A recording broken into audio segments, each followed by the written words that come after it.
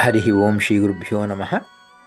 अभ्रमं भङ्गरहितम् अजडं विमलं सदा आनन्दतीर्थमतलं भजेतापत्रयापहं मिथ्यासिद्धान्तदुद्ध्वान्तविध्वंसिनविचक्षणः जयतीर्थाख्यतनिर्भासतां नो हृदम्बरे अत्तिकल्पितकल्पोऽयं प्रत्यत्तिकेसरी व्यासतीर्थगुरुर्भूयात् अस्मदिष्टार्थसिद्धये तपोविद्याविरक्त्यादि सद्गुणौकाकरानहं वादिराजगुरून् वन्दे हैग्रीपदाश्रयान् पूज्य राघवेन्द्राय स्थितिधर्मरताय च भजतां कल्पवृक्षाय नमतां कामधेनवे दुर्वादिध्वान्तरवये वैष्णवेन्दीवरेन्दवे श्रीराघवेन्द्रगुरुवे नमोऽतिआळवे आपादमौलिपर्यन्तं गुरूणामाक्तिं स्मरेत् तेन विघ्नाः प्रणश्यन्ति सिद्ध्यन्ति मनोरथाः.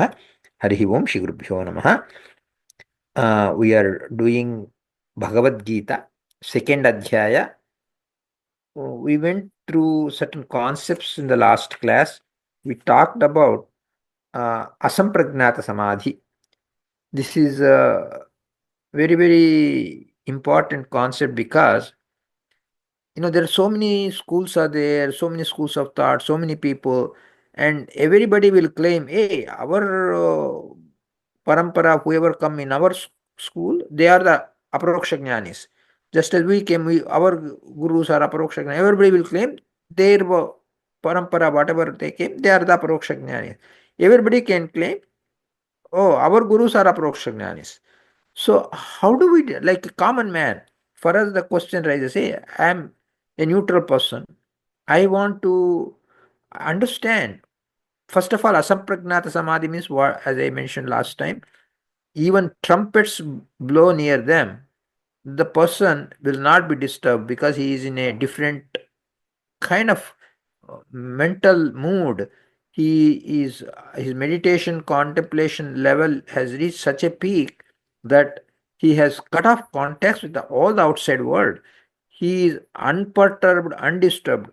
A person who is capable of asampragnata samadhi will not stay in the samadhi only forever, but he will stay whatever time that God permits him, like it may be 1 hour, it can be 1 day, it can be 3 days, it can be 5 days. We don't know. And I gave an example, Shamika Maharshi, when he was sitting there, Parikshit Maharaja, he comes and puts a dead snake around his neck. He doesn't get perturbed. I mean, he doesn't even realize, he doesn't even know about it. And his son comes, Shungi, comes and sees his father, dead snake around the neck of his father, and he gets so angry and curses Parikshit. You know all the story.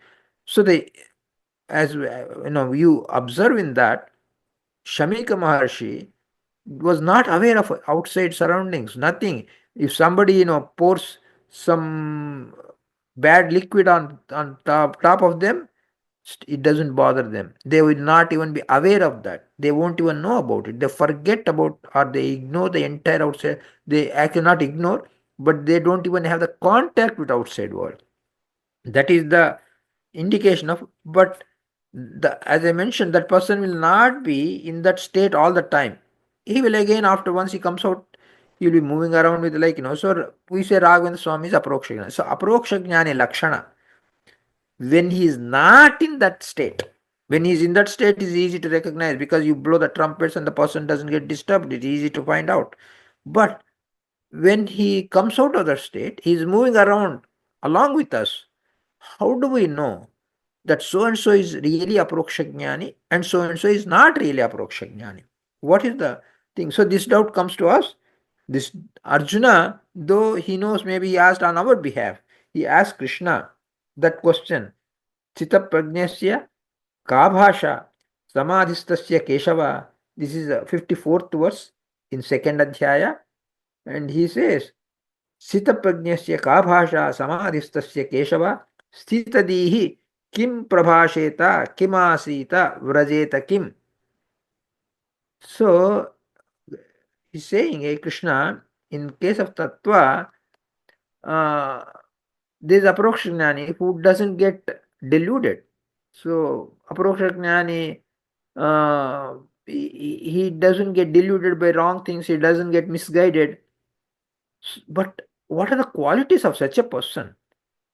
And one who has that firm buddhi in Paramatma, how to recognize? So if somebody doesn't have that kind of a state, then the person will not behave in certain way. So what is the thing that we can understand or how to recognize basically. How do we recognize such a person?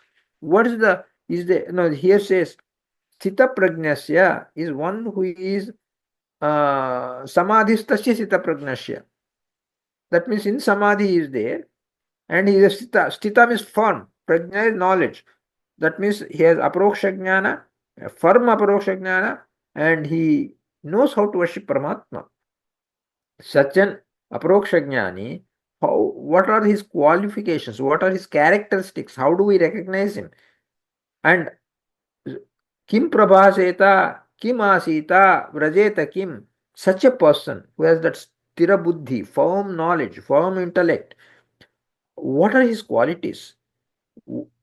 And can you recognize, does he talk like us only? Of course, he talks like us. But his language, how will be his language? How will he talk? What will he say? How will he sit? How will he do all the activities?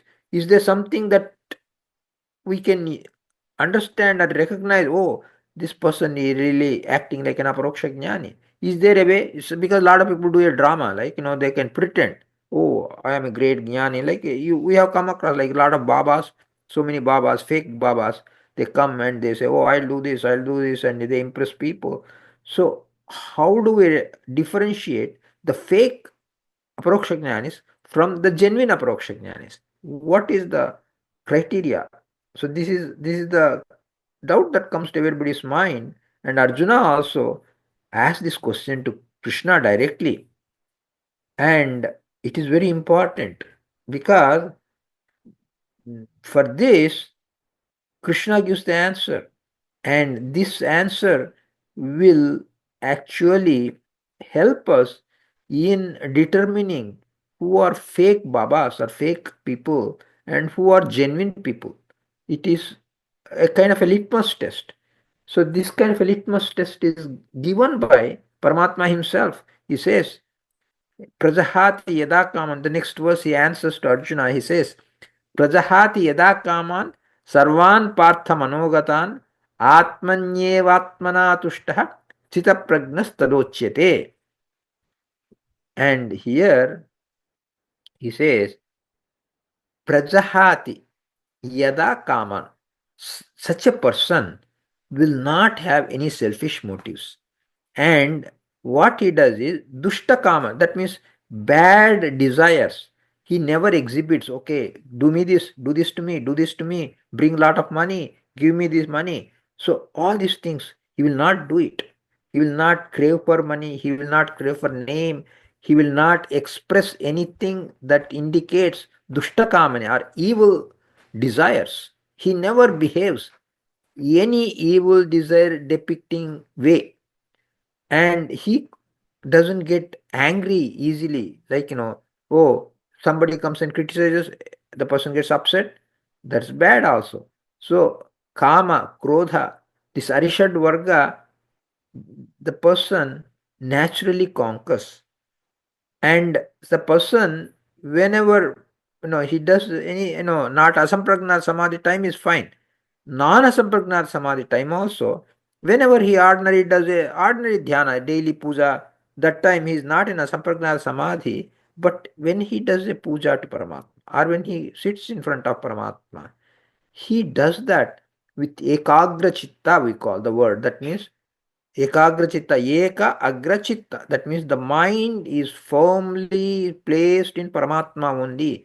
He doesn't get perturbed with that means he's not really in Asaprajna Samadhi, but still he, whatever, suppose he is doing a puja, everybody is watching him, he's doing the puja, he has awareness of external surroundings, not that he does not have aware of external, he has the awareness of external surroundings, but still he does it with a concentration. So he actually exhibits the ability to concentrate even when not in a samprajnat samadhi. Ordinary way also, he is able to concentrate, and he will bless people with total unselfishness. And he shows, very pleased, pleasant mind. He shows pleasantness.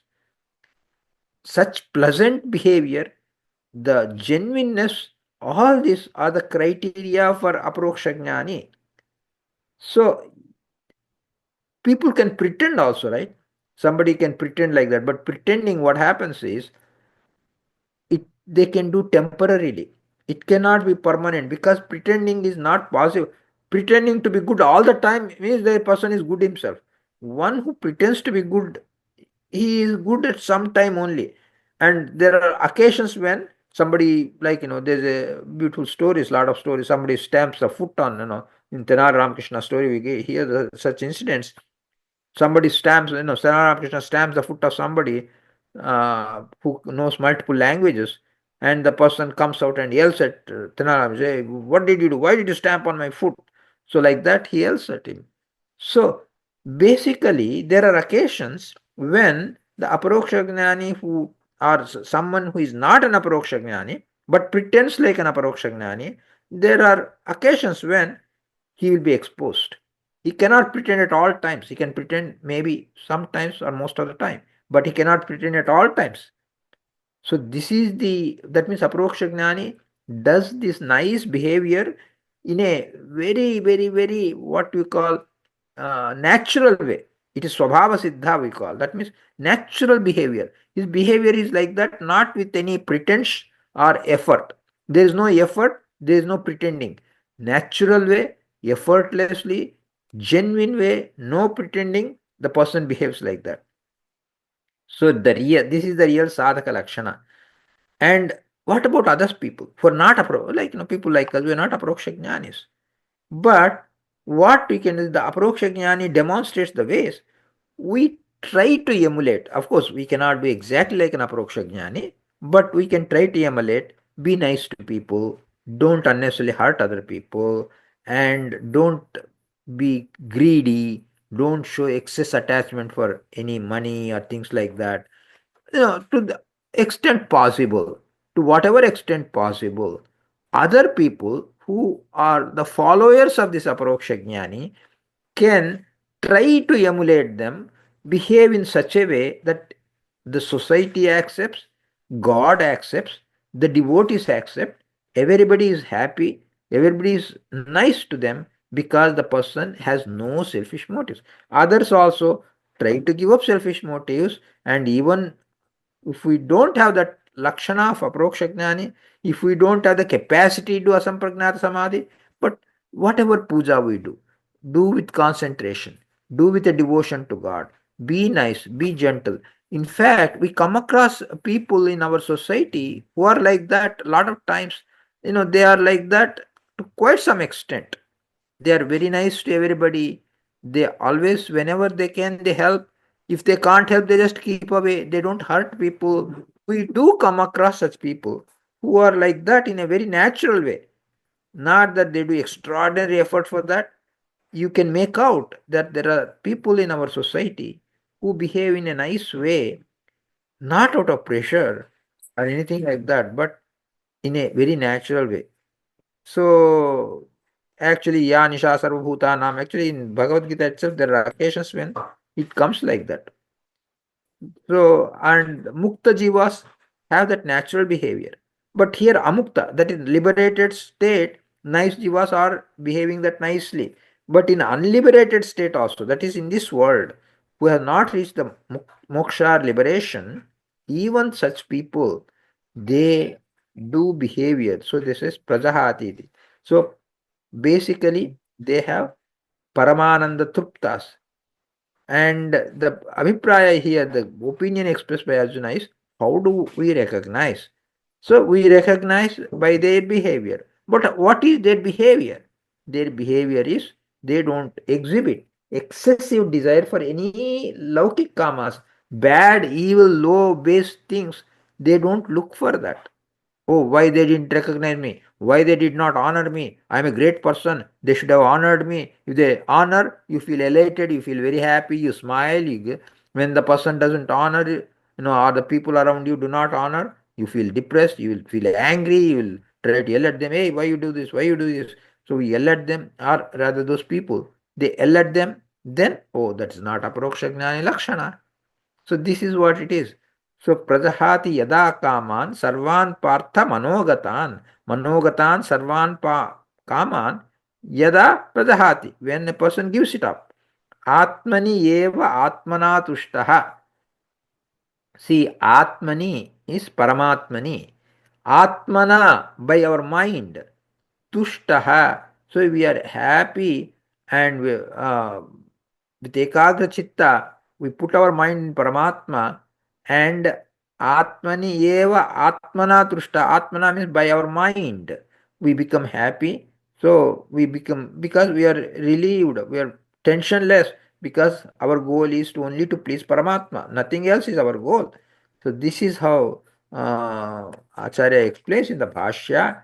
And uh, as I mentioned, the Samadhi capable person, how he behaves during Samadhi is not the question.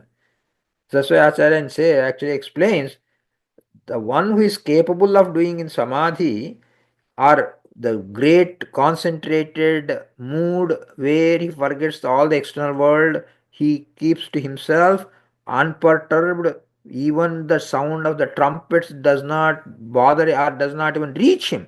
Not bother, it reaches him, then he is not affected, he does not bother.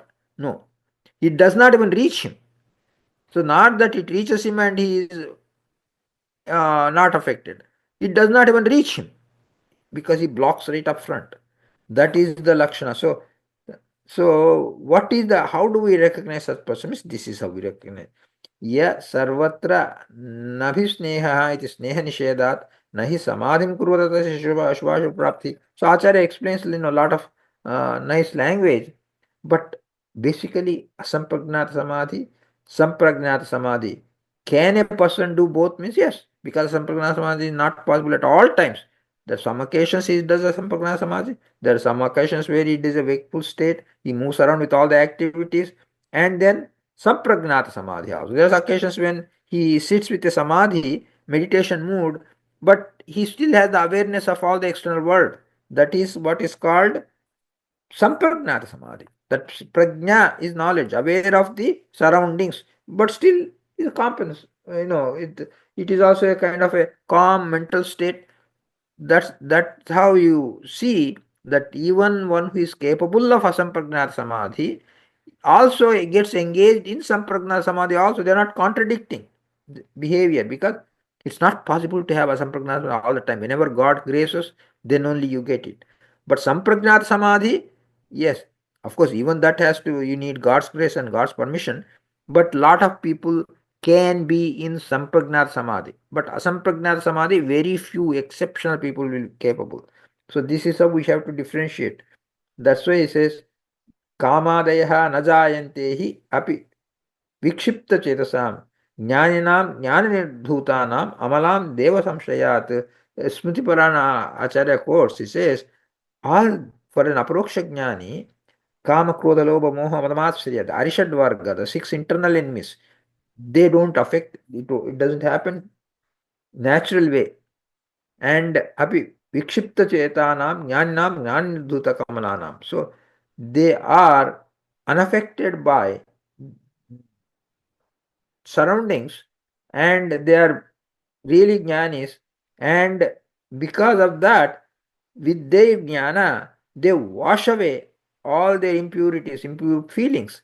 The jnana knowledge that they have, that's why fake babas don't have any knowledge, so naturally they can't wash away everything. Deva Samshrayat, with the by surrounding to Paramatma, these jnanis who have a knowledge that is capable of washing away all the internal defects, because Arishad Varga is internal enemies. The internal enemies, if you have to wash off, you need really some powerful tool to wash them off. The powerful tool is nothing but jnana itself. That's the powerful tool. With that jnana, you wash away all the bad effects, evil effects, and you do not become a perturbed minded person. That is how you recognize. And then Acharya actually explains further the concepts. So these kamas are seated in the mind. Arishad Varga, where do we desire for something or get angry? All this where does happen? Happens in our own mind. So the mind is the manayeva karanam bandhamokshayo. Mind is the reason for the bandha or moksha. Mind helps us, then we are on the right way. We are fine. If the mind goes against us, we are in a bad path, we are in a bad way. So, mind is very important. So, such a mind, one who has such a mind, then the person knows how to handle it. So, this is very, very important concept also. That's why Acharya explains lot of ways. Like Bhashya in one flow, Tatparya another flow. Yeah, Acharya written two commentaries in Bhagavad Gita. So, uh, this kama nivrutti or keeping away from the bondage of or tying of kama and karmas, sarva kama nivrutti is what that is. We talk about what we call nishkama karma. Nishkama karma means doing the action without any kamana or desire. But the one who does a nishkama karma, people, one of the things that are advised for the nishkama karma is to have the desire for Paramatma. Hey, wait a minute. You said nishkama, no desire, but then you say it's okay to have the desire for Paramatma. That's also nishkama karma. How come? You should not have desire for anything means you do not have desire for Paramatma also. Don't have any desire to go to Paramatma. If Purupaksha, if opposite side raises this objection, no, that's not what it is. Sarvakama nivrutti, that means all the desires should be given up, means all the bad desires have to be given up. If the desire is good to help the disciples, Sishyas, that's a good desire. And to worship Paramatma, that's a good desire. Sarvakama nivrutti, giving up all kamas means giving up all bad kamas. So, Anishiddha kama, that means non prohibited actions, desire for unprohibited things, that is fine. But even that we should be careful that whatever leads to bandha, we should stop, keep reducing it. And that which takes away from bandha is what we should go with. So this is how it does. So here I'll pause it so that people have any questions, they can feel free to ask. Hare Srinivasa.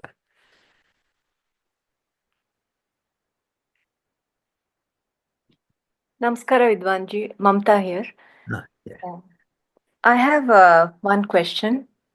Uh, now, as individuals, we all have our different vasanas and minds, and accordingly, different karmas also. But yet, everything in this world is actually governed by Paramatma. So, do humans really have any free will at all? Or what is the concept of free will for us mortals here? The free will is always a complex topic because a lot of people who say no free will, then what am I doing? If everything happens according to Paramatma, what is my role? So Yeah, the answer for that is very simple. See, free will means what we are saying, do we have some capability to go beyond Paramatma? Because Paramatma controls or me, I control. If Paramatma controls, I don't have free will does not mean that I can't act at all. So we are under the control of Paramatma because he is present inside us by giving instigation or prerana we call. So he right. is giving prerana and everything, but we don't know what is the thinking or what is Paramatma wants, what he thinks, what he wants me to do. We don't know. So we act as if we are having free will. That means in this world, whatever actions we do, they are Paramatma controlled because he knows. Simple example, we say Paramatma is all knowing, right? He is omniscient. He is Sarvagnya. He is all knowing. Suppose we have two mangoes we give to some person X, and that person will say, okay, you choose one of these two mangoes. The person, suppose he has a free will, he chooses, okay, mango 1 or mango 2. He chooses one of the two mangoes. Suppose somebody goes and asks Paramatma the prior day, okay, tomorrow I'm going to ask this person, give these two mangoes, ask him which one he chooses. Suppose Paramatma says, okay, he chooses mango 1 or he chooses mango 2. Then you say, how do you know? Oh, because I am the one who makes him choose. So he does not have any free will. So I know it. If Paramatma says that, that's one thing. Suppose Paramatma says another way, hey, I give a free will, this is a simple small thing, right? He chooses mango 1 or mango 2. It doesn't matter. So it's a very small thing. So I don't know what he chooses. Because if I know, that means he doesn't have a free will. If I don't know, if he has a free will, then I don't know. Because tomorrow he is going to choose it. Today he has not even seen those two mangoes. We asked one day before to Paramatma. Tomorrow this person will be given two mangoes. Will he choose mango 1 or mango 2? Paramatma says, hey, he has the free will. So I don't know because he is going to decide. If I tell, okay, choose mango 1 or mango 2, then that means I have already made up my mind. I decided. That means I know what it is. So he does not have free will because I know he is going to choose mango 1 or mango 2. I know. So God will specifically say is mango 1 or mango 2. So if the free will were there, then Paramatma has to say, I don't know. If Jiva has the free will. If Paramatma says, I know he is going to choose mango 1, how do you know? If we ask Paramatma, Paramatma says, because I am the one who instigates him, who makes him choose because there are so many circumstances. So this is how even there is no free will means still we are act because free will is not there does not mean we don't act because even if there is no free will we will be driven to act we will be acting. Actually, there's an interesting videos if you can see. There's one person by name Sam Harris. He doesn't even believe it. Like he's probably an atheist. Still, he says, okay, even if you don't bring Paramatma, he believes that there's no free will because suppose we have to do certain action. We need all the tools. We need certain circumstances. We need certain things. There are a lot of parameters which drive how we do a particular action.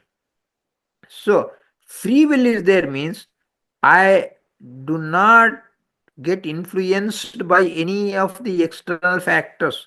My mind, whatever says at that time, I'll decide and it will happen according to me. Then I have the free will.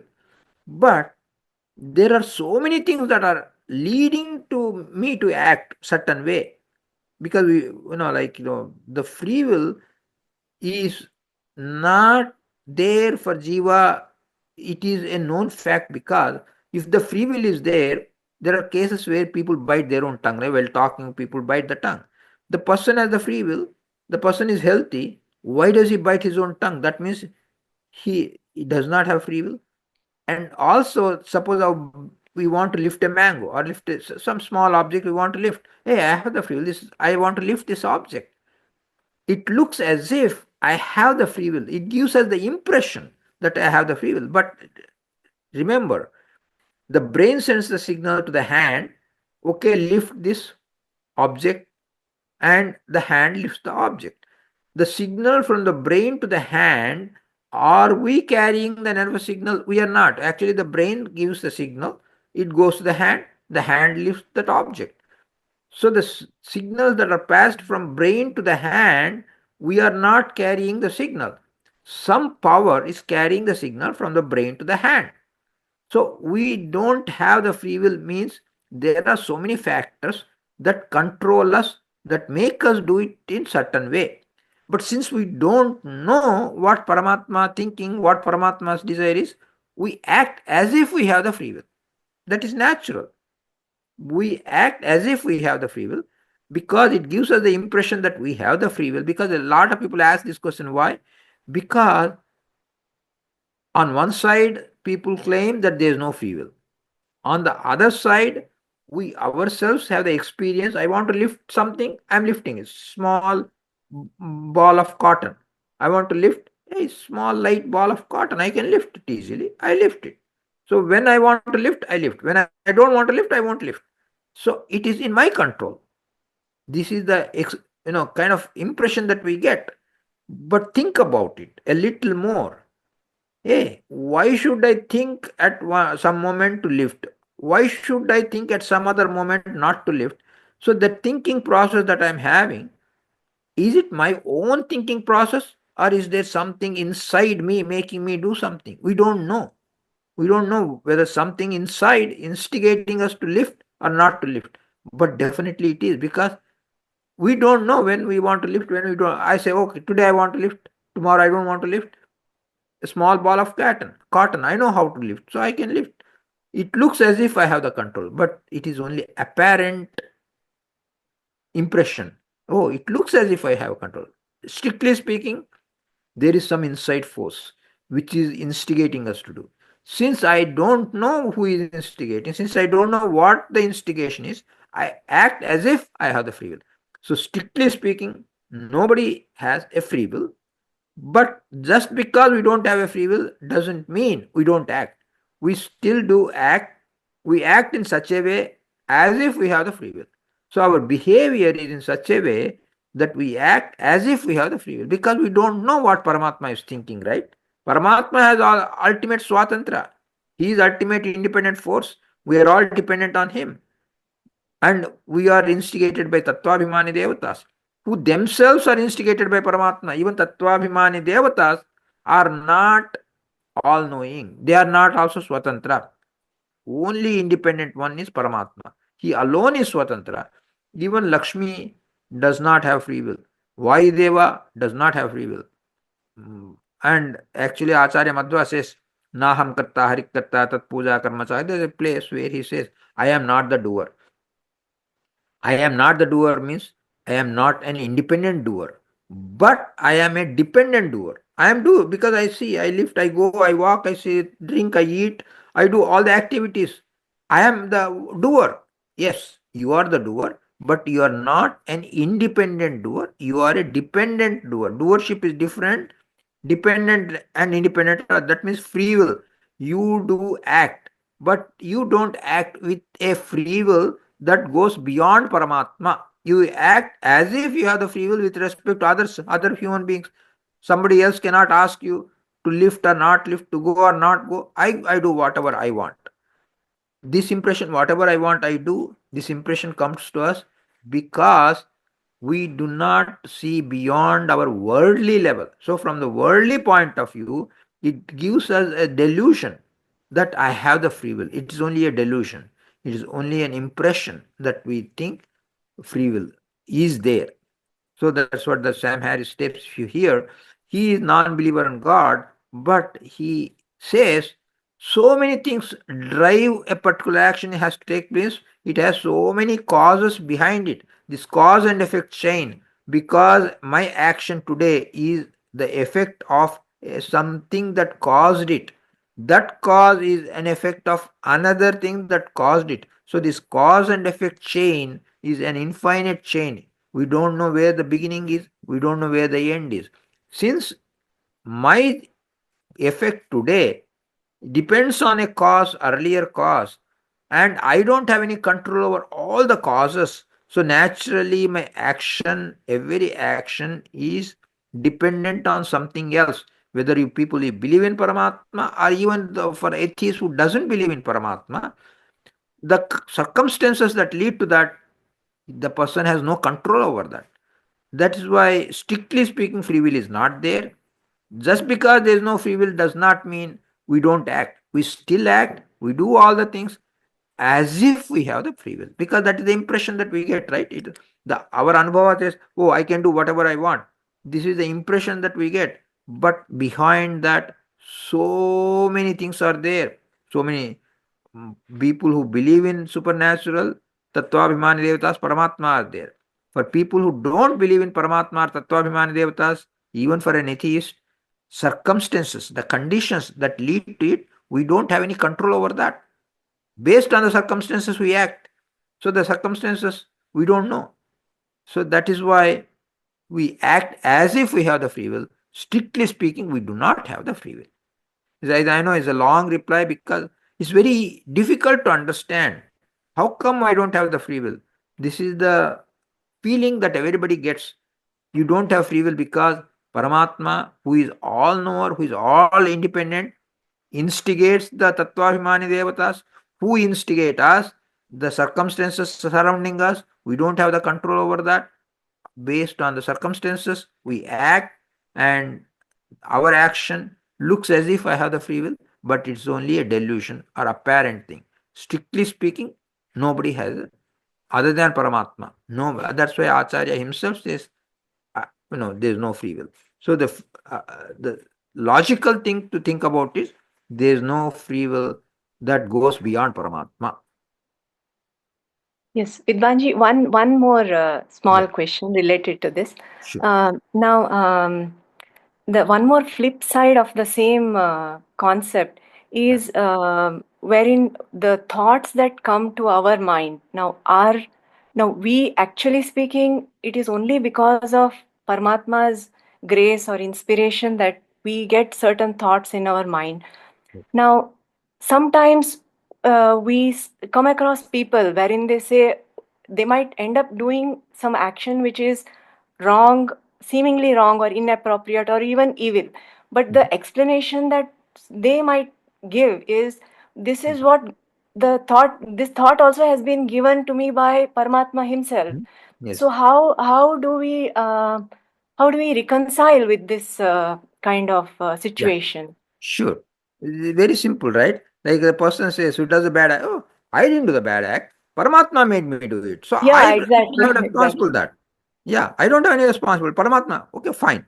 You didn't do it. Paramatma made you do it. Also, the Paramatma, the same Paramatma who made you do that, will also punish you for that also. So that means the person who tries to use that as a scapegoat will become a victim of his own scapegoat because he says, okay, I didn't do, Paramatma made me do it. Fine, Paramatma made you do, right? Then the same Paramatma will also punish you for that. So you pay, that's why this karma theory comes into play there. And based on the okay, this karma, you don't have the free will to do the karma. But since the effect of that, since you did the karma, the effect also comes to you only. The phala of the karma also comes to you only. So the person tries to use the actually what the person he thinks is outsmarting the God. He says, "Oh, Right. God made me do it. Okay, fine. God made you do right. Same God will also give the result of the action to you only because He made you do. So He makes you pay for it also. So that's Right. why whatever we do, there's a good, nice proverb in Kannada. It says, not proverb, it's a good statement, Madidunna Maharaya. They say, you do something, then you pay for it.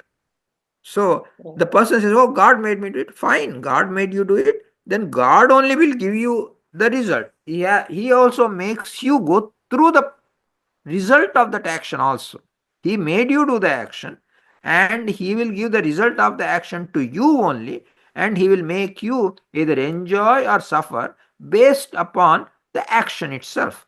So the karma that you are doing, even though you claim, okay, only God made me do it, fine, God made you do it, and God only will give you the result of it also and makes you go through the result also.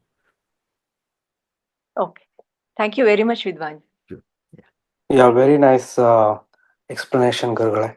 Another thing is Yeah. how much ever we get the theoretical knowledge about whatever the action that we do, Yeah. it's done by God. Yeah. Unless we have the practical or probably some kind of aproksha gnana about that, Mhm. it's going to be theoretical only, and it can't be comprehended or probably thought about being done by God. I think that's where it differs with respect to what we do versus thinking Sure. about really God doing it. Sure, that impression comes all the time, but in our life, there are certain points where we feel that, hey, I very much wanted to do, but there is something that makes me not do it. So, no matter how much we try to do it, whatever effort we put, Yeah. there are things that go beyond us and make certain things happen, and we see the helplessness. Basically, there are certain circumstances. That's why I said how the realization comes. The only way the realization comes is certain experiences that we go through in our life.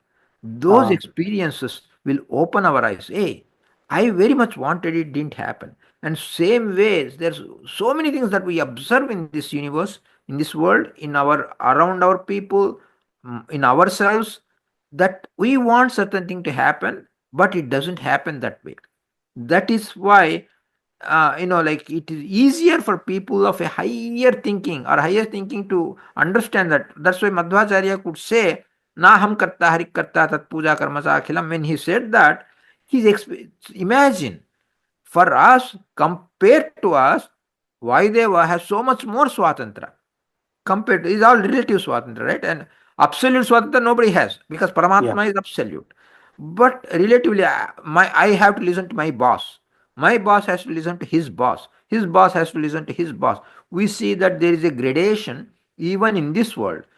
Imagine this gradation goes beyond this world. For example, if you go by Shastra, we are instigated by Tattvabhimani Devatas, we call them. Tattvabhimani Devatas, their presence, existence, we don't know. It's all theoretical, as you said. It's all theoretical. We Mm-hmm. don't know whether Tattvabhimani Devatas are there or not. We don't see them. We don't interact Yeah. with them. It's all theoretical. But still, one thing that is not theoretical is, we, no matter how much we try to do, there are occasions where something goes against us, prevents us, never lets us do it, no matter how much effort we put in.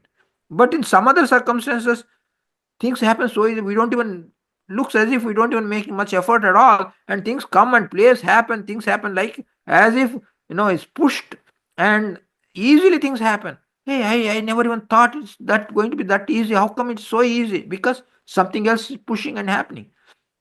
And same way, when we talk to somebody, and that person, we try to do so much for that person, we help him, we do everything, but that person is so unpleasant to us, he is cruel to us, he hurts us. And in some other cases, we are kind of, hey, I don't like him, and you just try to ignore the person, but the person tries to help you only, be nice to you. No matter how much you push him away, that person is still nice to you. What is that makes a person to be nice to you or to be harsh to you? Something else inside that person, something is instigating, making that person behave in certain way, either nice way or hurting way. A person behaves, something is triggering his thoughts. Same way, something is triggering our thoughts, which sometimes we do not want to be hurting to somebody else, but we hurt somebody else. Hey, and then you regret, Yes. I didn't want to hurt that person. Why did I hurt him? Why did I hurt him? Because it is not even in your control. You don't want to hurt, but you still hurt. Sometimes you want to hurt, and still you can't hurt because you want to be nice to him. Something comes in between, you are nice to that person. You want to go and hurt, and suddenly changes your mind, and you are nice to that person. So things go beyond. So these Tattvabhimani Devatas, though we don't understand, we don't see them, there are occasions and experiences where things happen beyond our control. Same way, beyond a lot of people's control. Even the biggest president of America, things may go against his desire. Sometimes things go according to his desire. So the things are beyond a person's control. So those experiences will make us realize it in a way that is more powerful than any theory. Okay, theoretically somebody may say, and the theory will not help us to understand it, but our experiences will make us understand it. The anubhava that we go Uh, through, that will make us understand it. that is very true, Gurugale. But my question was, Mm. even though we experience multiple times, Mm. we even forget that also when we are doing certain actions. Yeah. So my main question was, when the Aparoksha Gnana is attained, Mm. does the jiva always contemplate that every action is done by God? I mean, really experience that. Yeah. See, the basically what is Aparoksha Darshana? Aparoksha Darshana is nothing but God is inside you, me, everybody. God is Mhm. inside. Jiva is Right. there inside. Everybody has Jiva and Paramatma inside. But we call actually Jiva Chadika, Paramat Basically, what it is, kind of covering layer. We are not able to see ourselves inside. That is, ourselves means our Jiva, we are not able to see. We are not able to see Paramatma who is inside us. So, this Aparoksha Jnana, when it happens, basically the covering layer is removed, we see ourselves, we see Paramatma, and we realize, wow, this is how it is. But we don't have a control when the aparoksha jnana happens, and after aparoksha darshana also. We can't say, oh, this is so nice and wonderful experience. Let me have aparoksha darshana whenever I want. No. Only when God gives you the aparoksha darshana, that then only it happens. It can be, like even for people like Raghavan Swami or even Devatas, even Vayudeva, whenever God gives the aparoksha darshana, then only they see. Even there they call aparoksha taratamya, we talk about. Different people have different duration of experience. So Not the even as darshana, Guruvale. yeah, You explained that yesterday, I mean, the yeah, last class yeah, about the darshana. yeah, But once the aproksha happens, yeah, at least the mind state would, mm, the jiva would be able to think that every action is done by the God. yeah. Yes, yes. What happens is, Oh, thank you. because of the aparoksha darshana, the aparoksha jnani is capable of, that's why this particular sloka that we went, how that aparoksha jnani behaves rest of the time. During Okay. aparoksha That jnana is means all fine. the doshas are destroyed actually. Yes, even at other Ah, times, okay. kaman prajahati yada kaman. So all the things he overcomes even during his normal behavior also, not only aproksha stage, non-aproksha stage also. This Yeah, aproksha yeah, yeah. jnani is capable of realizing the act of God. In fact, we call it the invisible hand. So aproksha jnani is capable of understanding, like Raghavana Swami, at all times he has that understanding, not only during aproksha jnana, even at all the times, other times, he has that understanding that Paramatma is doing everything. That understanding is there, that realization is there at all times for aproksha jnana. Thank you very much, Guru. Namaskar.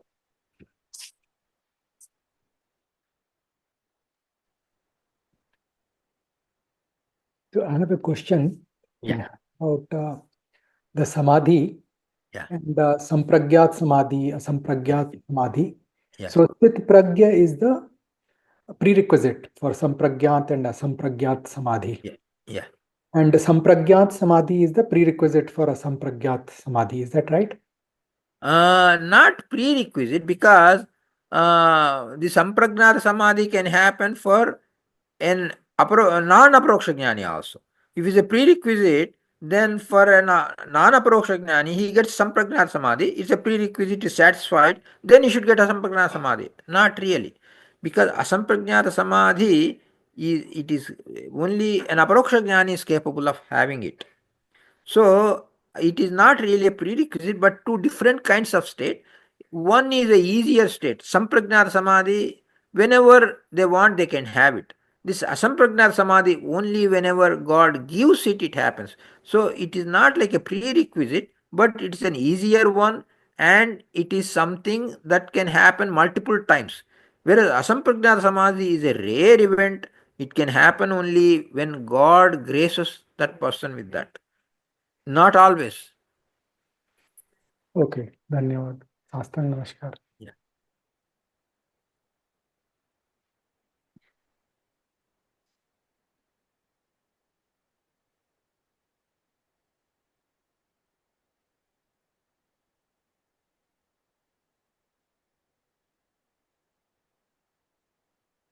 Okay, we'll next session we'll have next Monday.